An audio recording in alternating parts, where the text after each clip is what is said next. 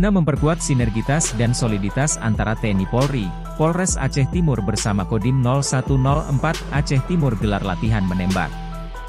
Kegiatan tersebut berlangsung di lapangan tembak Kompi Senapan A, Yonif Rider Khusus 111 Karma Bakti tepat di Desa Kede, Kecamatan Pedawa, Aceh Timur, pada Selasa.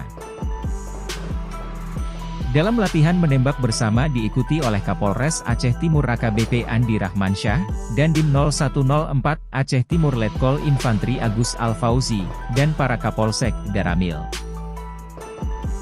Kapolres mengatakan latihan menembak yang dilakukan ini merupakan dalam rangka mewujudkan sinergitas antara TNI, Polri di wilayah Kabupaten Aceh Timur. Sangat dibutuhkan terciptanya soliditas di antara aparat kepolisian dan TNI untuk mewujudkan Kabupaten Aceh Timur yang aman, nyaman dan kondusif, sebut Kapolres.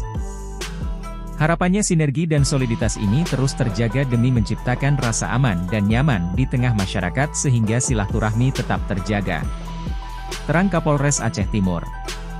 Sementara itu Dandim dalam kesempatan yang sama juga mengatakan bahwa kegiatan ini harus rutin dilakukan dalam upaya memperkuat sinergi antara TNI Polri, jadi tidak hanya sebatas pengamanan, tetapi bentuk lain seperti latihan menembak bersama yang kita gelar pada hari ini.